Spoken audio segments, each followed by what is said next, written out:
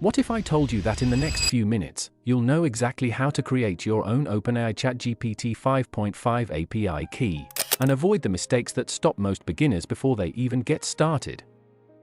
Most people sign up, click a few buttons, copy an API key, and then spend the next hour wondering why nothing works. Not today. In this video, I'll show you exactly where to get your API key, how to create it properly, how to keep it secure, and the one detail that most tutorials completely skip. That one detail alone can save you hours of frustration. If you enjoy free AI tools, developer resources, and tech tutorials, make sure you're subscribed. Now let's jump right in. The first thing you want to do is head over to platform.openai.com.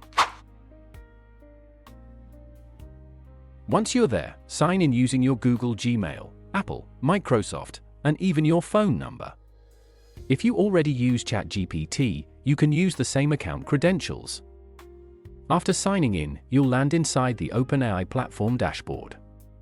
This is where developers manage projects, API keys, usage, and settings. And here's something many beginners don't realize. Using ChatGPT and using the OpenAI API are related, but they're not exactly the same thing. That's why some people get confused when they create an account and expect everything to work automatically. We'll clear that up today. On the dashboard, look for the API Keys section. Open it. Now click Create New Secret Key. You'll be asked to provide a name. Use something meaningful. For example, YouTube project, testing environment, website bot, personal project. Once you've named it, click Done. OpenAI will now generate your secret API key. Very important. Copy it immediately, store it somewhere safe. Because once you close this window, OpenAI will not display that exact key again. If you lose it, you'll need to generate a new one. Think of it like a password. You wouldn't post your bank password online. Don't post your API key either.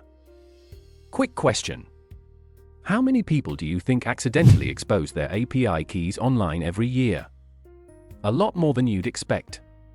Some people literally upload screenshots containing their API key. Others push it to public GitHub repositories. A few minutes later, they're wondering why their account activity looks strange. Don't be that person. Now, before you paste that API key into any app, website, extension, or AI project, there's one mistake that causes more API errors than almost anything else. And surprisingly, most tutorials never mention it. People successfully create the key. Copy it, paste it, then nothing works. The key isn't broken, the code isn't broken. The real issue is usually account configuration. So let me show you exactly where to check. Inside the OpenAI platform dashboard, look for Usage, open it. This page helps you monitor your API activity and usage. I have not started using my free API key, so nothing will be displayed here at this time. Now navigate to Billing or the Account Settings area, depending on the current dashboard layout. This section is incredibly important. Many developers spend hours troubleshooting code that was working perfectly.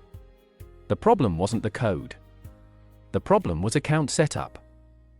Checking these pages takes less than a minute and can save you a lot of headaches later.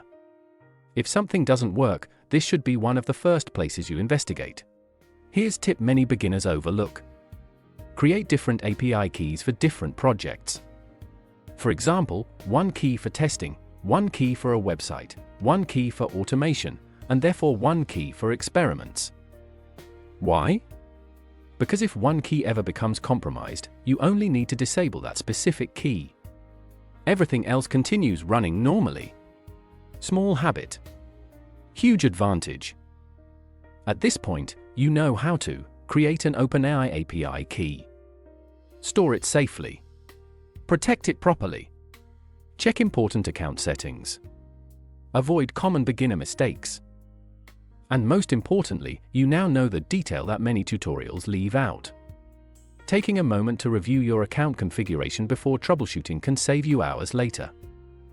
If this video helped you, hit the like button so more people can find it. And if there's another AI tool, API, developer resource, or tech tutorial you'd like me to cover next, let me know in the comments. I read the suggestions, and many of my future videos come directly from viewer requests.